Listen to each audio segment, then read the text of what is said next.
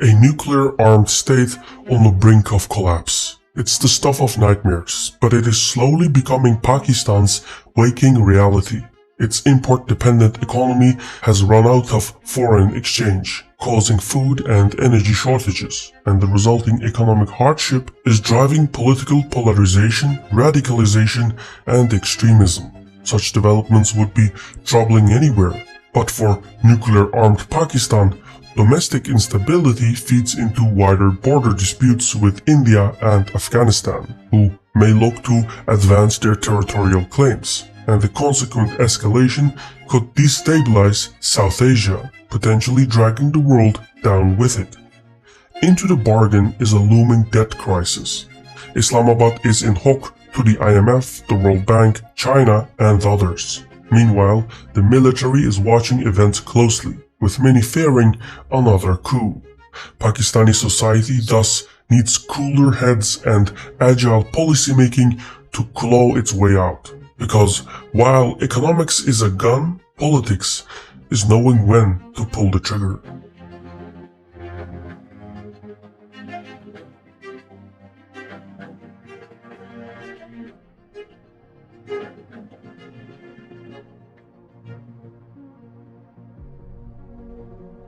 To create a nation's money is to control its destiny.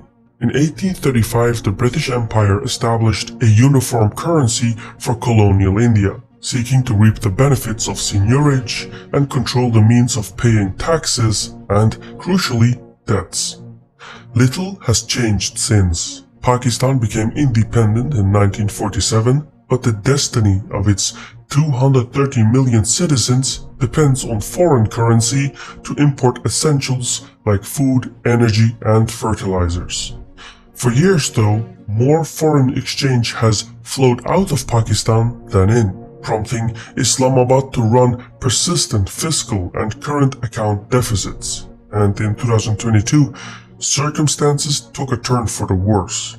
As Russia invaded Ukraine, global commodity prices soared, placing pressure on Pakistan's forex reserves. Soon thereafter, mass flooding along the Indus inundated one-third of the country, devastating both subsistence farms and export crops. The resulting double whammy increased Pakistan's import dependence while depriving it of export income and burdening the state with an additional $15 billion repair bill, which equals roughly 4% of the GDP.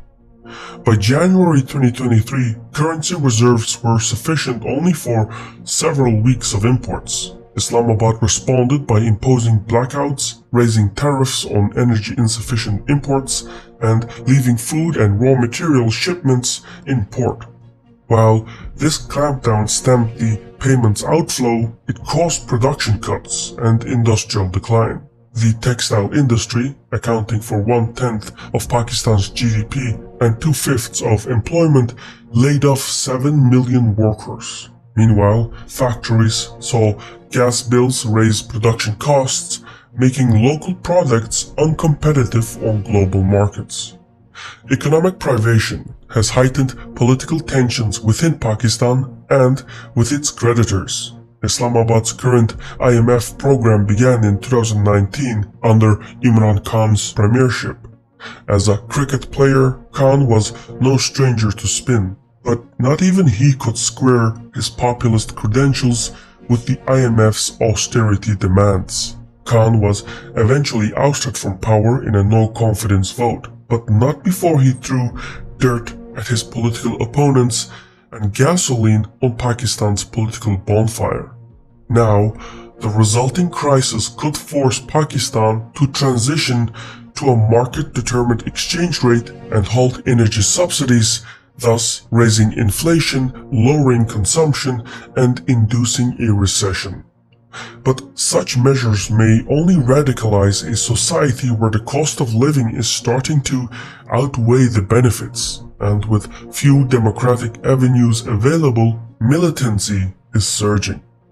Extremist attacks rose by 27% in 2022, culminating in one of the country's most deadliest attacks ever at a Peshawar mosque in January this year.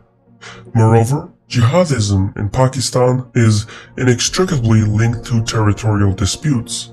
The Pakistani and Afghan Taliban de facto reject the validity of the Durand Line, a British colonial-era border that bisects Pashtun territories.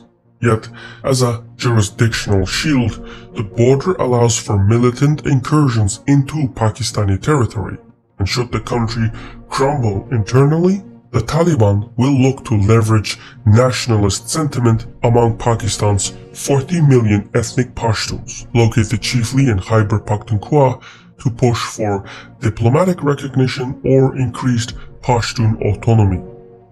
Such events could ripple out to neighboring Balochistan, which has been plagued by separatist militancy since 1948.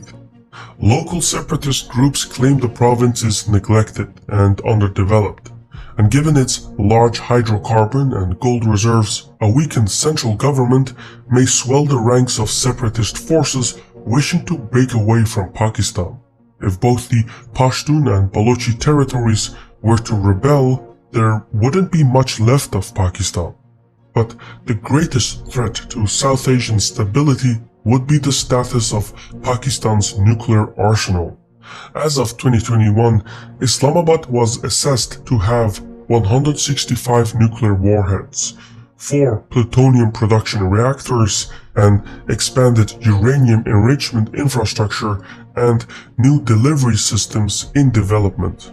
In a collapse scenario, non-state actors, rogue agencies, factions, or individuals would have ample scope to pilfer nuclear assets. Worse, they could be sold off if Pakistani weapons or nuclear technology fell into unscrupulous hands. And, given the likely rise in separatist and jihadist militancy, there would be no shortage of potential buyers.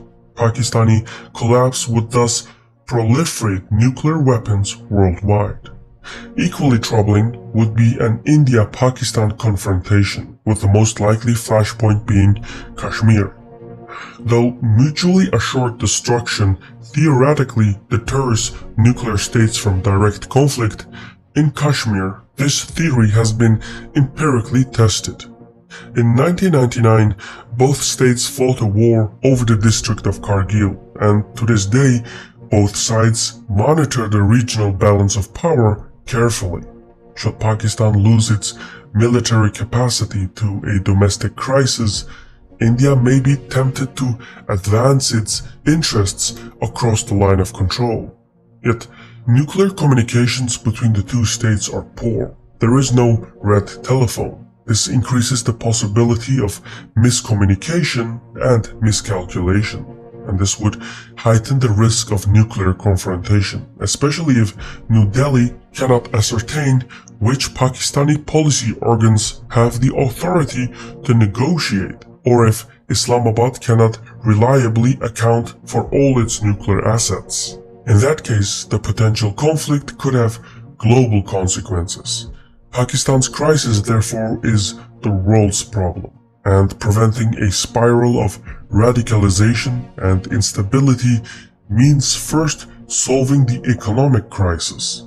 Reducing military spending, pursuing economic diversification, and reducing import dependency will help, but the bedrock issue is the foreign debt.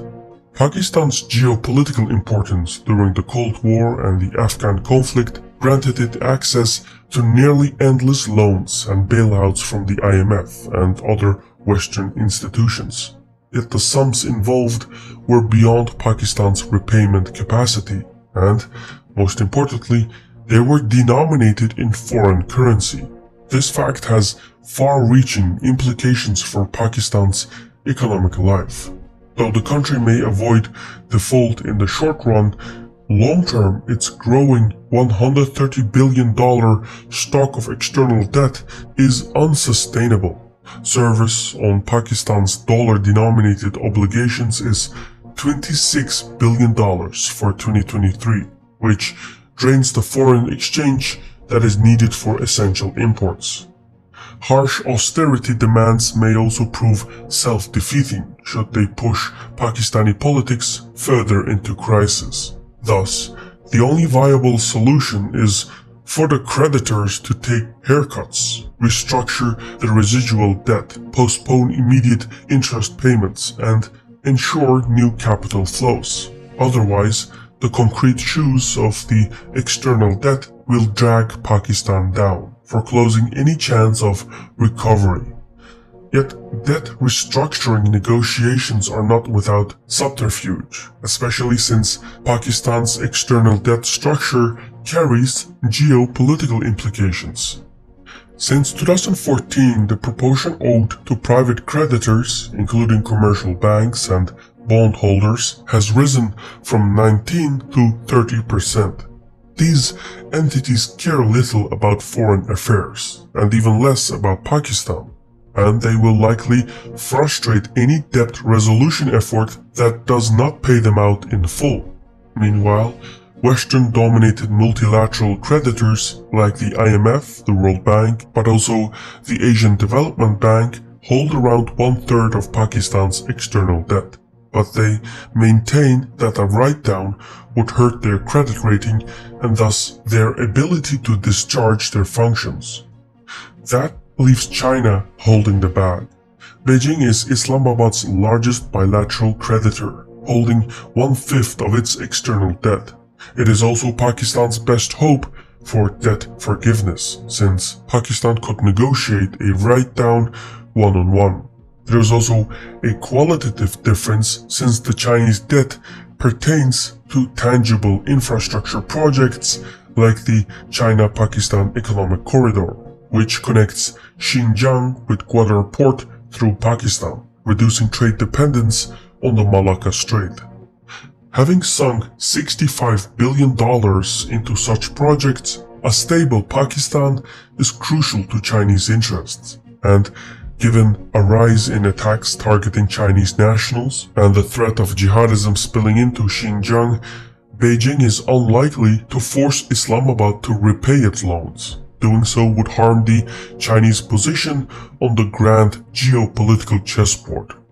Yet, China did not become a great power by making unilateral concessions, so some parallel compromises from Western creditors, even if symbolic, may be needed to grease the wheels of debt forgiveness.